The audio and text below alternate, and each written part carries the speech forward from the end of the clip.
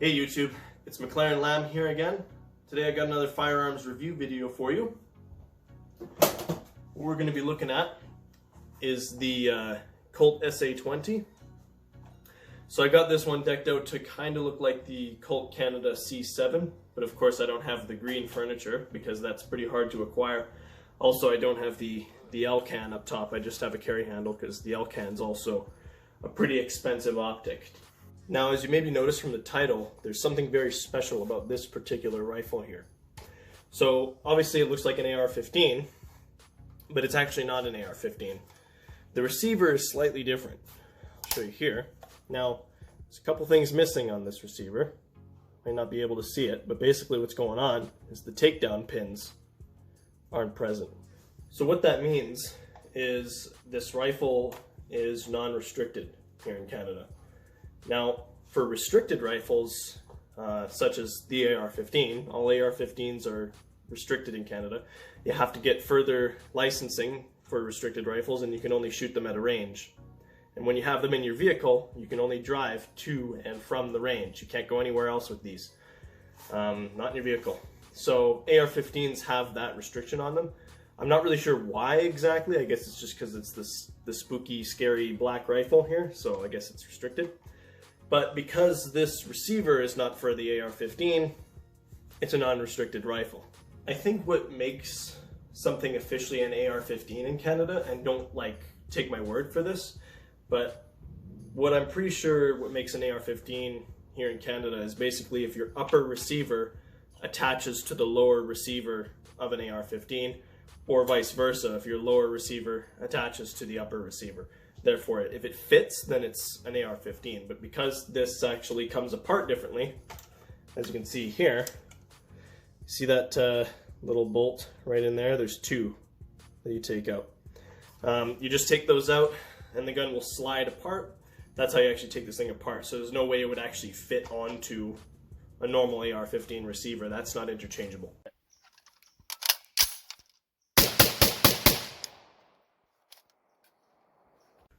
So I'll just kind of show you what's going on with this particular rifle. So we'll just go from back to front.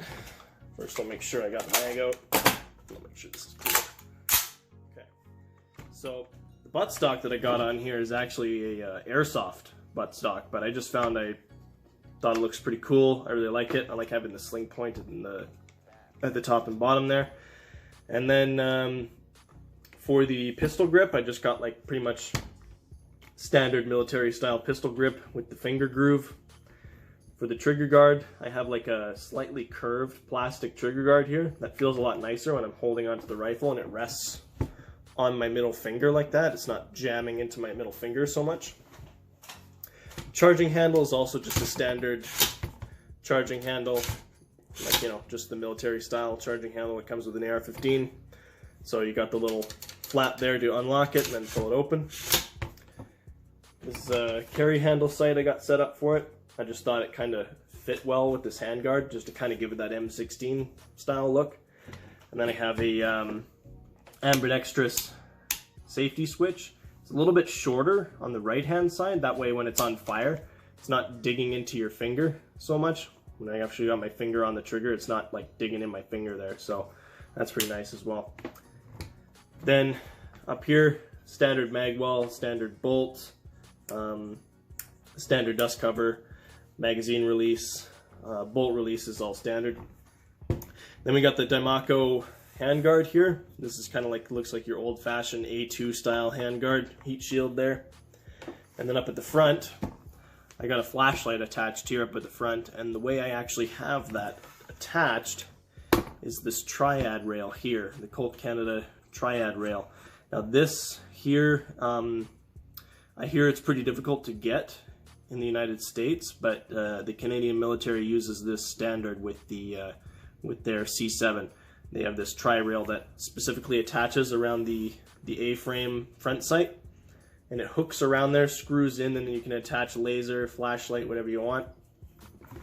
And then up at the end, I have the standard birdcage flash hider / muzzle brake.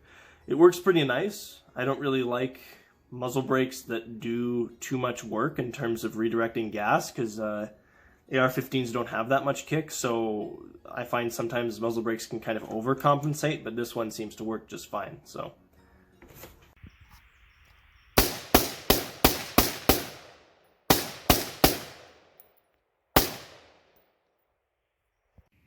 this receiver is called the Macabee Defense SLR receiver.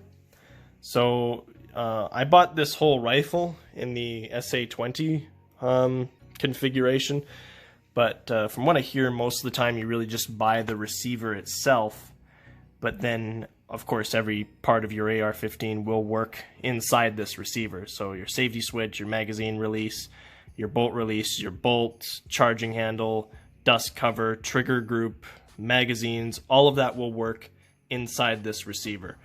So if you have an AR-15, I highly recommend you definitely get yourself one of these receivers. Then you have a non-restricted AR-15 essentially. I mean, again, technically it's not an AR-15, but still it's pretty awesome. So if you'd like to build yourself an AR-15 here in Canada, I'd highly recommend using the Macabee Defense SLR receiver. It's definitely a very functional and reliable receiver. It is a little bit harder to take apart, and also you'll notice there is no, well, what's it called? Forward assist. That's what it is. No forward assist on this rifle either. So definitely just think about that. But other than that, I think it's a great rifle, and if you have just the non-restricted license, or you would like to go hunting with something like this, or just shoot it out on Crown land, it's definitely the best way to go.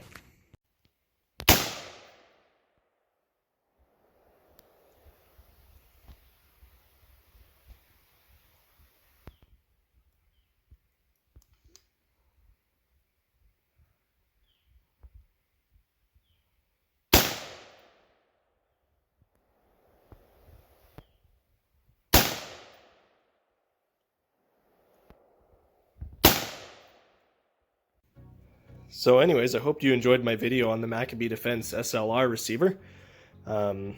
Hopefully you got some good information out of it, and yeah, I'll see you guys later. See ya.